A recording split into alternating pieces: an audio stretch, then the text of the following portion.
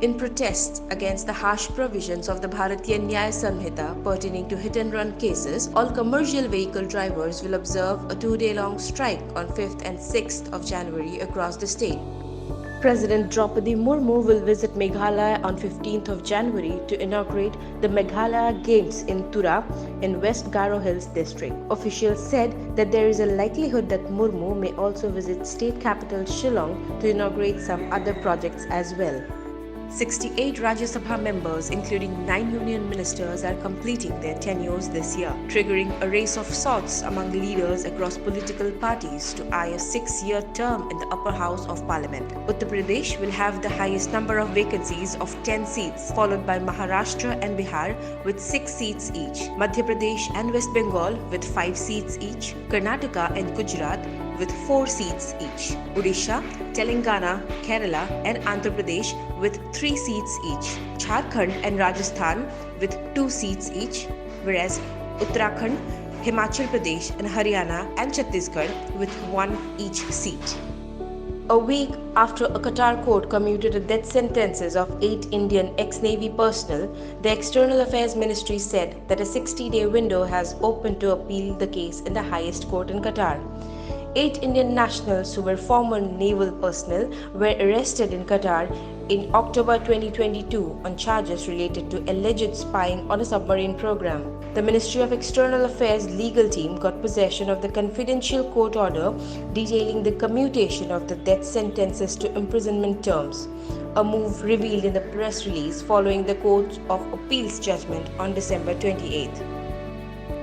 The Indian Navy is closely monitoring a hijacked cargo ship MV Leela Norfolk near Somalia's coast after receiving the alert about hijacking on Thursday evening.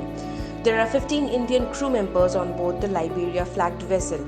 According to Marine Traffic, the ship was headed from Brazil's Porto do Aco to Khalifa bin Salman port in Bahrain and was expected to dock on the 11th of January. According to the latest updates available, Indian Navy warship INS Chennai is moving towards the hijacked vessel to tackle the situation. In the wake of increased incidents of hijacking of merchant or cargo ships, India has been continuously monitoring the situation in the region, specifically in the Gulf of Aden and the North Arabian Sea over the past few days.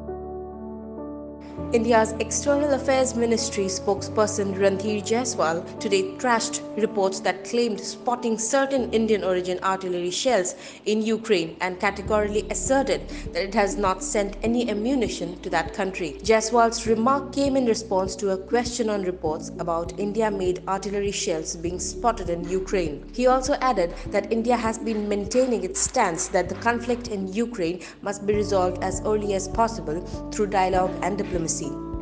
A Hizbul Mujahideen terrorist carrying a bounty of Rs 5 lakhs was arrested on Thursday in the national capital. The terrorist has been identified as Javed Ahmed Matu. Javed, who was rated as an A++ category terrorist, was wanted in several terror-related incidents in Jammu and Kashmir. President Ranil Wickremesinghe has announced that Sri Lanka will provide a navy vessel to fight attacks by Houthi rebels on merchant ship in the Red Sea, with India in protecting the key waterway for global trade. The Iran-backed Houthi rebels have launched more than 20 attacks on merchant ship in recent weeks, claiming to take revenge against Israel for its military campaign against Palestinian terror group Hamas in Gaza. And because of these attacks, goods costs between Asia and Europe have raised sharply. Last month, an Indian-flagged crude oil tanker was among 2 vessels that came under drone attacks by the Houthi rebels in southern Red Sea. India's star batsman Yashasvi Jaiswal has been nominated for the ICC Men's Emerging Cricketer of the Year 2023 award with 3 other international stars. They are Jiral Kodzi of South Africa, Dilshan Madhushanka of Sri Lanka and Rachin Ravindra of New Zealand, all 3 of whom have been sensational in the 2023 World Cup. Along with that, Indian star Surya Kumar Yadav was named as one of the 4 nominees for the ICC Men's T20 Cricketer of the Year 2023. The other 3 nominees are Sikandar Raza of Zimbabwe, Alpesh Ramjani of Uganda and Mark Chapman of New Zealand.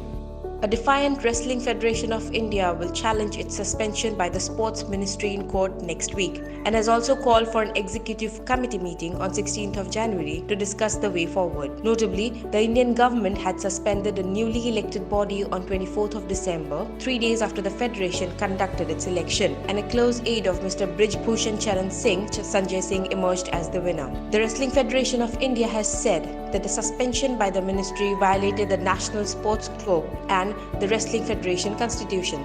Therefore, they neither accepts the suspension nor does it recognize the ad hoc panel that has been constituted by the Indian Olympic Association to manage the day-to-day affairs of the sport.